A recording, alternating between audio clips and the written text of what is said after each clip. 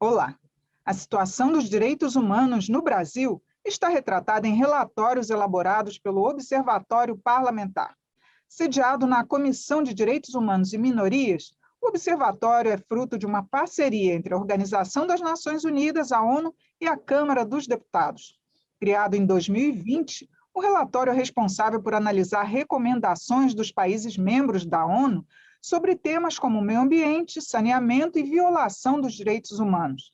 Nós vamos conhecer melhor os trabalhos do órgão com a vice-presidente da Comissão de Direitos Humanos, deputada Érica Cocai, do PT do Distrito Federal. Bem-vinda, deputada.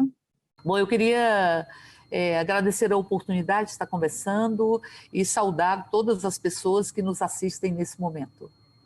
Deputada, eu queria que a senhora contasse para a gente os temas que estão incluídos nesse observatório, dos trabalhos do observatório, como é que são orientados? Então, em 2019, a Comissão de Direitos Humanos da Câmara esteve na revisão periódica de meio período. Então, as recomendações que são postas por vários países, no Brasil nós temos 242 recomendações, acerca de 25 temas. São temas variados, todos que dizem respeito aos direitos humanos. Então, veja, nós estivemos em Genebra, eu e o então presidente da comissão, o deputado Helder Salomão, e ali nós começamos a fazer uma construção, a construção de um convênio com maior permanência entre a Comissão de Direitos Humanos da Câmara Federal, aqui no Brasil, e a ONU. E ali se estabeleceu as condições, depois de uma série de negociações, para a construção desse observatório, que é um observatório que tem um ineditismo. Significa que, junto com a ONU, em convênio com a ONU, nós aqui estamos na Câmara Federal, a partir da Comissão de Direitos Humanos, fazendo o levantamento de todas as recomendações, e para que nós possamos apresentar na revisão periódica que acontecerá agora este ano. Em verdade, nós estamos trabalhando com o terceiro ciclo, que é um ciclo de 2017 a 2021. Esta reunião, essa revisão periódica total, ela deveria acontecer no ano passado. Em função da pandemia, ela vai acontecer este ano. E aí devemos entrar no quarto ciclo. E é muito importante porque nós temos 25 temas, como foi dito, realizamos 26 audiências públicas e analisamos mais de 300 pessoas convidadas, entre organismos internacionais, organismos governamentais no Brasil, sociedade civil, para elaborar este diagnóstico. E nós devemos apresentar este ano, na revisão periódica, nós devemos apresentar o mais profundo relatório que este país já construiu, para que nós possamos avaliar tema a tema. Obviamente, todos os relatórios ainda não estão prontos, mas, em grande medida, as audiências públicas, elas foram um espaço de escuta da própria sociedade, de escuta do próprio Estado, de escuta dos organismos internacionais. Só para você ter uma ideia, por exemplo, no direito dos povos indígenas, nós vimos aqui que nenhuma recomendação foi cumprida, nenhuma. E nós não tivemos progresso em nenhuma recomendação. E quais foram as principais recomendações internacionais que chegaram? São várias recomendações sobre vários temas. Se tomar, por exemplo, tráfico de pessoas, dá maior importância às recomendações feitas pelo Comitê de Peritos da Organização Internacional. Então, são várias. Cada um desses temas tem várias recomendações. Recomendações são feitas diretamente por países. Cada uma dessas recomendações, elas têm origem em um país. E o que nós fizemos? Colhemos todas as recomendações e analisamos tema a tema. Para se ter uma ideia, violência contra as mulheres. Nós temos 14 recomendações que não foram cumpridas. Nós temos 6 que estão em progresso e nós temos, portanto, 20 recomendações. Dessas 20, 14 não foram cumpridas. Então, nós vamos levar um diagnóstico, que é um diagnóstico muito preciso, com relação às questões indígenas, à saúde, ao meio ambiente, à criança e adolescente. Então, são 25 temas que tem várias recomendações e nós analisamos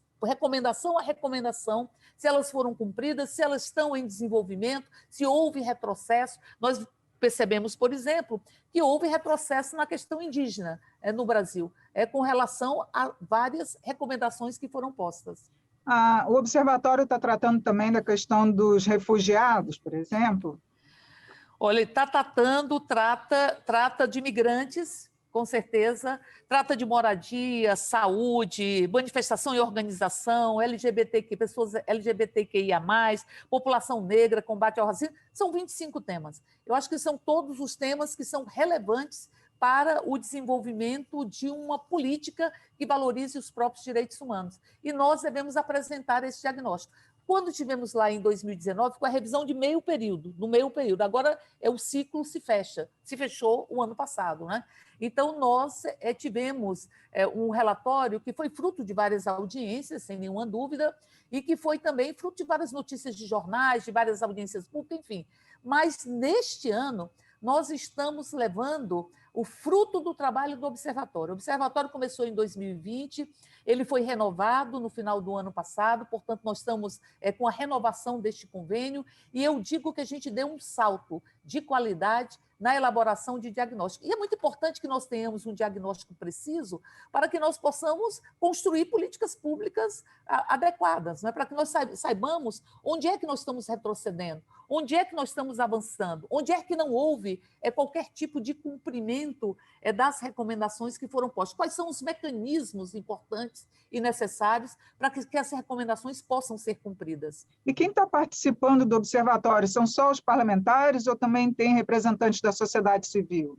Olha, nós realizamos audiências públicas, escutamos, como eu disse, foram mais de 300 convidados. A sociedade civil tem uma participação imprescindível, porque a sociedade civil ela está no território, ela fala de um lugar, ela tem um lugar de expressão que é fundamental que seja considerado na elaboração deste relatório. E nós contamos com a consultoria da própria Câmara, que tem uma qualidade imensa e que tem tido um trabalho que nos enche de alegria. Eu diria o seguinte, nós vamos chegar na revisão periódica total com um outro tipo de diagnóstico, com mais profundidade, com mais condições, inclusive, e tanto do ponto de vista das discussões com os outros países, no Conselho de Direitos Humanos da ONU, mas também com mais condições no Brasil de pontuar quais são os caminhos necessários para que o Brasil não seja um país que desrespeite de forma tão profunda os direitos humanos. E os direitos humanos são indivisíveis, né? Eu não posso falar de um direito sem falar de outro direito. Eles não podem ser hierarquizados e eles são universais. Então, o direito à saúde, o direito à educação, o direito à expressão afetiva, o direito de ser, o direito de amar, são direitos que não se dividem. Por isso é muito importante atentar também que quando você recupera um direito, você abre estrada para recuperar outros direitos. E, ao mesmo tempo, quando se fere um direito, se viola um direito, também se abre estradas para se criar um processo de violação permanente dos próprios direitos. Vejam, por exemplo, o trabalho infantil, que nós analisamos aqui também. O trabalho infantil ele impede que a criança tenha o mesmo desempenho escolar. Ao não ter o mesmo desempenho escolar, ela talvez tenha menos oportunidades no mercado de trabalho. Então, é uma violação alimentando outra violação. Precisa romper o ciclo das violações. Por isso, a importância deste diagnóstico e desta experiência. A experiência é muito encantadora, muito inédita. Há, inclusive, outros países que estão querendo repetir a experiência aqui do Brasil e nos possibilitou, primeiro, um nível de articulação superior, com organismos internacionais, através da ONU. Então, isso é importante para que nós possamos, enfim, entendendo que os direitos são universais, possamos nos posicionar na perspectiva de impedir as violações e avançar numa política de direitos humanos, e também um nível de aprofundamento do diagnóstico, que é fundamental para a elaboração de políticas públicas. Deputada, muito obrigada por sua participação, por atender esse convite. Parabéns por esse trabalho tão essencial do Congresso Nacional.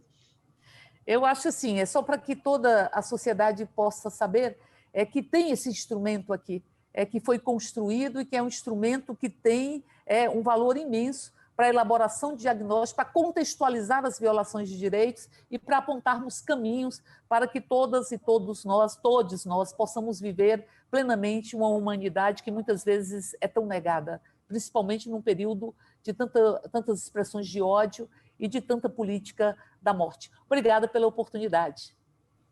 Eu conversei sobre os relatórios do Observatório Parlamentar sobre Direitos Humanos no Brasil com a vice-presidente da Comissão de Direitos Humanos e Minorias, deputada Érica Cocai, do PT do Distrito Federal. Eu sou Regina Assunção, agradeço a sua audiência. Até a próxima.